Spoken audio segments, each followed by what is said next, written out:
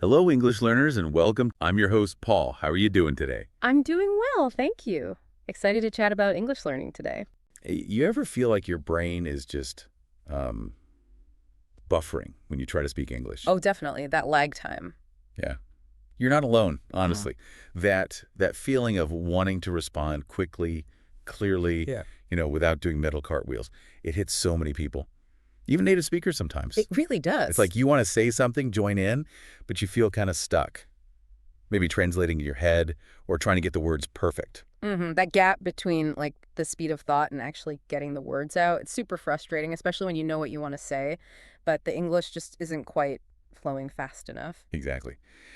So today on this deep dive, that's what we're tackling. Right. How to think fast and talk smart in English. Yeah. And look, we're not aiming for you to become like a walking thesaurus or a grammar machine. No. This is about real world stuff, practical things like, ordering at a restaurant without that awkward pause. Or just meeting someone new and feeling, well, natural. Right. Or chipping in during a meeting. Hmm. Honestly, sometimes speed and just being clear matter way more than, perfect textbook grammar. That's such a key point. Because actually, striving for that perfect grammar can sometimes backfire, can't it? Totally. It's almost like the brain gets so focused on not making a mistake that it just hesitates, freezes up, Yeah. and you miss the chance to connect. Oh, I know that feeling. I remember trying to learn Spanish. Someone asks a simple question, and my brain just stalls. Like, hang on, which conjugation is it? Been there. And with French, too. Yeah. That sensation of your internal computer just crashing. But honestly, the moment I kind of let go of trying to be grammatically flawless and just focused on, like, getting the idea across, things got so much easier, more fluid, and frankly, way more enjoyable. That is such a critical shift, isn't it? Focusing on communication, on connection, rather than absolute perfection. Yeah. And that's really our mission here today in this deep dive, to kind of unpack the challenges that make thinking fast so hard, and then give you some, well, simple but really powerful techniques to get better at it. Okay, awesome.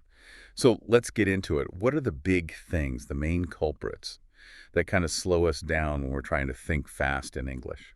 Well, I think a huge one, maybe the biggest, is the fear of making mistakes. Oh, yeah. It's potent, that fear. It can literally clamp down on your ability to just speak freely.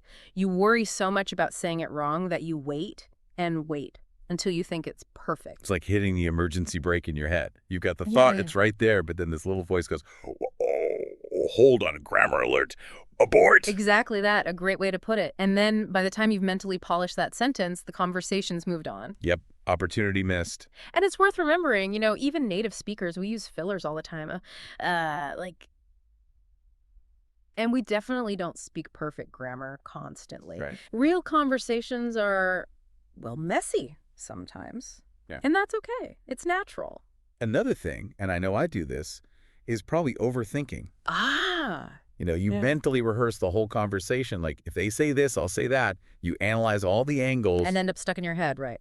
Analysis paralysis, they call it. Exactly. Yeah. You're so busy planning, you can't actually react naturally in the moment. We completely stifle spontaneity. And then, obviously, there's the language barrier itself. I mean, that's real.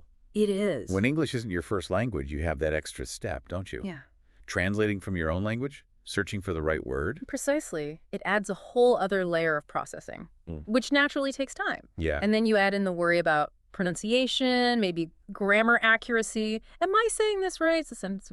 It just builds up. More hesitation, more nerves. Oh, I get that. Yeah. I remember trying to learn French, wanting to say something simple like, welcome to our country, to a tourist. But I got so tangled up worrying about the exact pronunciation, the grammar, I just froze. Ended up with this awkward little smile and silence. Oh, that's so relatable, embarrassing, right? Right. And that pressure can feel even worse in, say, a language exchange where you feel like you should be performing well. Definitely. And maybe this sounds obvious, but another challenge is simply, well, not enough active speaking practice.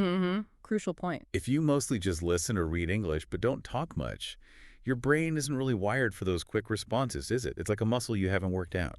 That's a perfect analogy. Passive exposure is good, it helps, but Right. it doesn't train your brain for the actual production of language on the spot.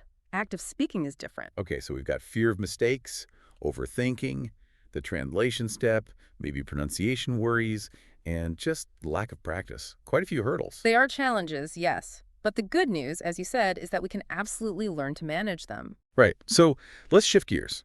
What can we actually do? What are some techniques to start thinking faster and, talking smarter? Okay, technique number 1, and this is fundamental. Try to think in English. Okay. Instead of translating. Exactly. Make a conscious effort. When a thought comes, try to form it directly using English words, English structures. Don't go via your native language first. That sounds maybe a bit tricky at first. How do you practice that? It can feel a bit strange initially, yeah, but you can do it in tiny ways throughout the day. Like just look around you and mentally label things in English. Oh, that's a nice tree. The weather's pretty good today. Okay, I'm feeling hungry. Like internal narration. Sort of. It sounds simple, maybe even silly, but it really starts to train your brain to stay in English mode, to skip that translation step. Okay, I like that. Build a habit. What's next? Technique 2. Use simple language. Seriously. Don't feel you need complex words or elaborate sentences to impress people. Right, sometimes trying to use a fancy word you're not sure about just trips you up. Exactly. Clarity is king. Clear, simple sentences are incredibly powerful. It's much better to say, I don't agree confidently, than to stumble trying to remember some more sophisticated phrase you half know. Keep it simple. Got it. What's technique 3? Learn chunks of language, groups of words that often go together. Like phrases or idioms. Yeah, exactly. Things like, nice to meet you, or how's it going, or can you help me with this? When you learn these as whole units. You don't have to build the sentence from scratch every time. Precisely. You just pull out the whole chunk. It's faster, and frankly, it sounds more natural, more like how native speakers actually talk. Okay, chunks. Makes sense. Technique number 4. Practice with a little bit of time pressure. This one can actually be fun. Okay. Set a timer, maybe just 30 seconds to start. Pick a totally random topic, your favorite food, a movie you saw, what's outside your window, and just talk about it nonstop for the whole 30 seconds. Without stopping. Okay. Even if I mess up. Especially if you mess up, the goal isn't perfection, it's just to keep talking, to push your brain to think and speak quickly, even when it's not perfectly polished. It's like interval training for your speaking muscle. Huh. Speaking muscle workout. I like it. Okay, number 5. Use fillers smartly. Words like, well, actually, let me think. Wait, aren't fillers bad? Like signs of hesitation. Not necessarily. They're actually conversation lubricants. They give you a tiny pause to gather your thoughts without just going silent. Okay, so instead of a long, awkward silence. Right. Someone asks, what's your favorite book? You can say, well, that's a good question. And that little well buys you a second or two to actually think of your favorite book. Keeps the flow going. Okay, strategic fillers. Makes sense. And the last technique for now. Stay relaxed. Or at least try to stay relaxed. Easier said than done sometimes. Oh, I know. But stress and anxiety genuinely slow down your thinking. It's harder to find words when you're tense. So deep breaths. Deep breaths, maybe a little smile.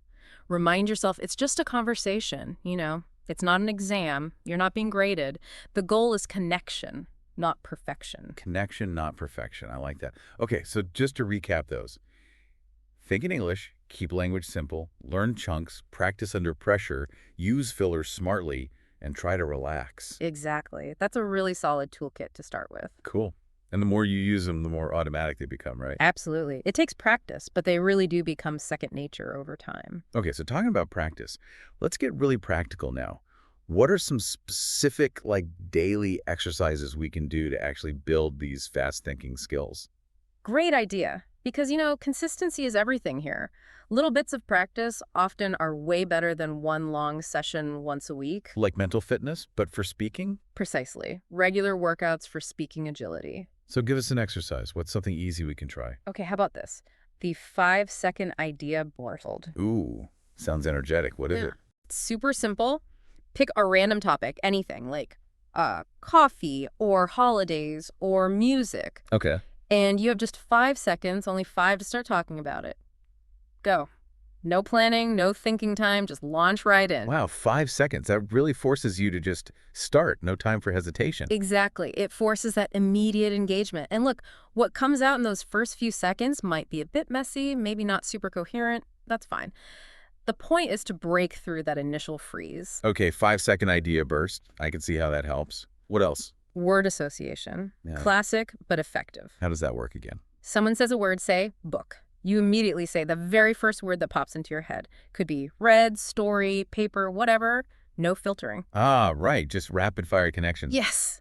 It trains your brain to make those links really quickly.